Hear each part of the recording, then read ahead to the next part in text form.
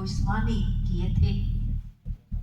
हम जब सुसमाचारों को हम देखेंगे तो हम उनमें देखने पाते हैं मत्ती 16:21 या मार्क 8:31 या लूक 9:22 के अनुसार कि यहाँ प्रभु कहता है कि यरूशलेम जाऊंगा, पुरनियों, महायाजकों, शास्त्रों के हाथ से दुख उठाऊंगा और अंत में मार डाला जाऊंगा और तीसरे दिन जी उठूंगा।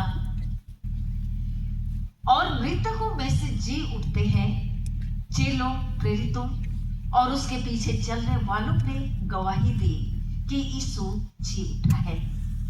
पौलुस प्रेरित दृढ़ता के साथ में गवाही देता है। पहला कोरिन्थ 15:20 में जो आज की वचन में हम देखते हैं तो कहता है कि परंतु सचमुच मसीह मूर्तों में से जी उठा है और जो सो गए हैं उनमें पहला फल हुआ।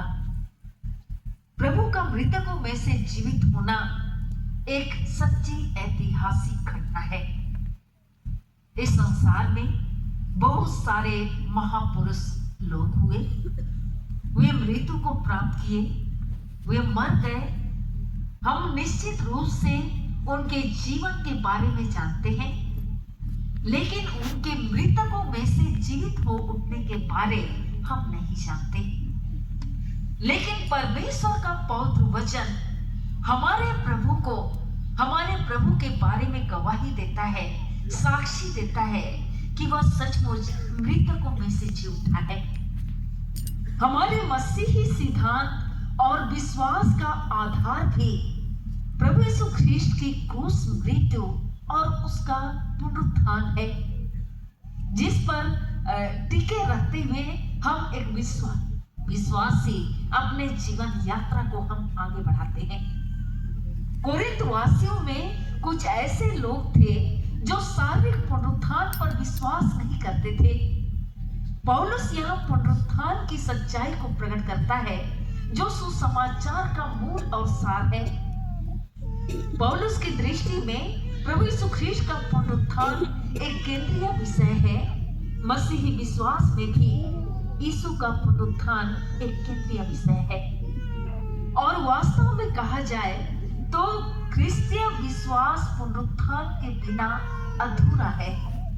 जिस प्रकार प्रभु यीशु ख्रीस्त मृतकों में से जी उठा और सदा सर्वदा जीवित है, उसी प्रकार हम ख्रीस्त विश्वासी मृतकों में से जिलाए जाते हैं, क्योंकि प्रभु कहता है मैं जीता हूं और इसीलिए तुम भी जियोगे और सदा सर्वदा जीवित रहने की प्रतिज्ञा को देता है।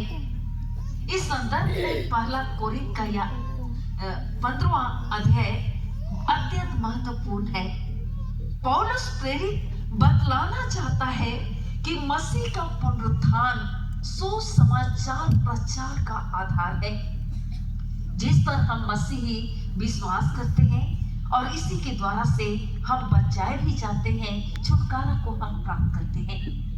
यदि हम पुनरुत्थान को नहीं मानते हैं तो हमारा विश्वास भी एक धोखा है और हम अब तक अपने पापों में पड़े हुए हैं और जी उठने के एक अटल आशा से हम वंचित हो जाते हैं। परंतु सचमुच प्रभु मृतकों में से जी उठा है। यीशु हमारा मेल मिलाप परमेश्वर से कराने के लिए वह अपने आप को दे दिया, क्रूस पर बलिदान हो गया। साथ ही वह हम मनुष्यों को अनंत जीवन देने के लिए जी उठा। वह मारा जाएगा और तीसरे दिन जी उठेगा, इसकी भविष्यवाणी यीशु के द्वारा से की गई थी।